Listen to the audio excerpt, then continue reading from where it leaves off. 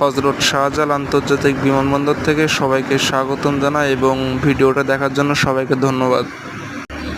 আজকে আমি আপনাদেরকে যেটা দেখানোর চেষ্টা করব সেটা হচ্ছে হযরত শাহজালাল আন্তর্জাতিক বিমানবন্দরের সামনে আসলে কি আছে এগুলো আমি আপনাদের সামনে আজকে উল্লেখ করব। আসলে ঢাকা শহরে গাছ খুবই কম দেখা যায়, সো আমাদের হযরত শাহজালাল আন্তর্জাতিক বিমানবন্দরের সামনে কিন্তু সুন্দর সুন্দর গাছ আছে এবং একটা মসজিদ আছে। আপনারা দেখতে পাচ্ছেন মসজিদটা অনেক বড়, অনেক পুরাতন। সো আমার জানা মতে এই মসজিদটা বেগম খালেদা জিয়া ম্যাডাম ক্ষমতায় থাকতে এই মসজিদটা তৈরি করা হয়েছে, সেটা অনেক আগে। সো আপনারা দেখতেই পাচ্ছেন মসজিদটা কত সুন্দর।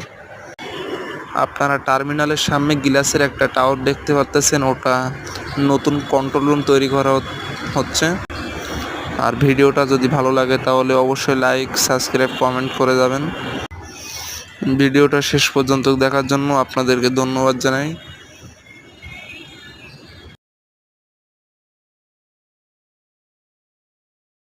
সবাই সুস্থ থাকবেন, ভালো থাকবেন, সবাই